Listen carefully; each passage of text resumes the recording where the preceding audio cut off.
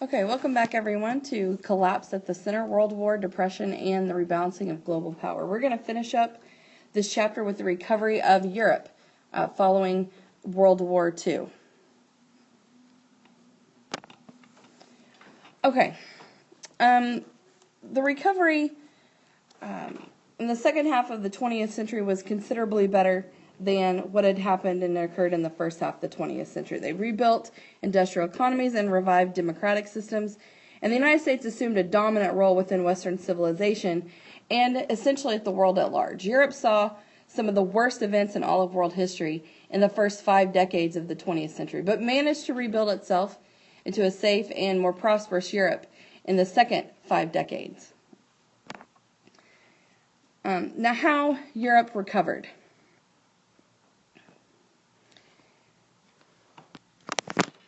Okay, industrial societies were very resilient, and the major states of Western Europe integrated their recovering economies.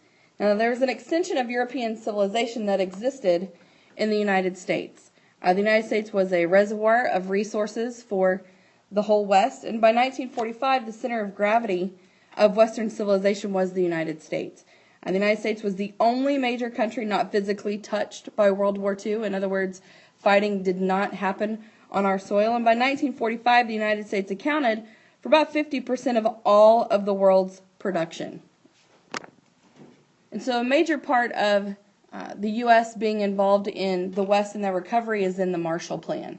Aid from the United States helped to rebuild the European economies, but so did the resilient natures of those industrial societies.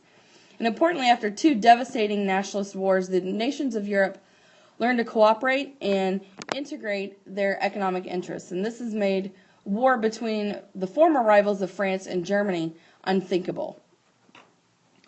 Now, the United States not only gave financial aid, but it also offered military protection to Western Europe and Japan against a perceived communist threat.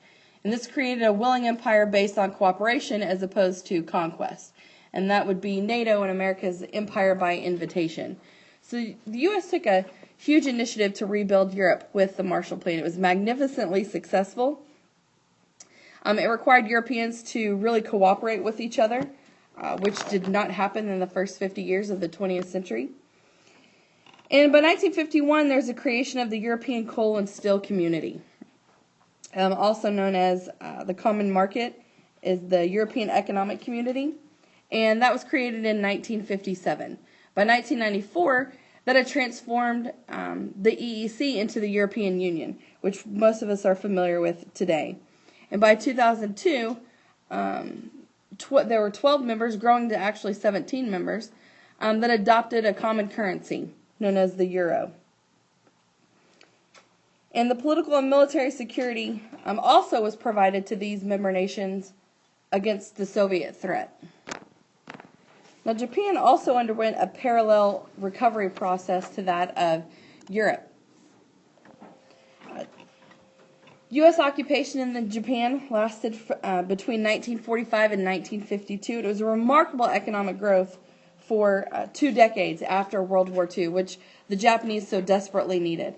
And Japan depended on the U.S. for security since it was forbidden to maintain its military forces, which we offered to the Japanese.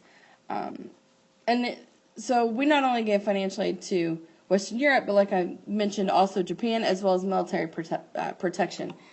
And it was mainly for that communist threat from China and the Soviet Union. And we'll finish up here with this map that shows the original members of the EU: France, Belgium, Netherlands, Western Germany, and Italy. And we see new members in the 70s and 80s are here in purple: Spain, the United Kingdom, Ireland, Denmark, and Greece. New members in the 1990s and the first part of the 21st century here in orange: Sweden, Finland, Estonia, Latvia, Lithuania, Poland, Eastern Germany, the Czech Republic, Slovakia, Austria, Hungary, Romania, and Bulgaria.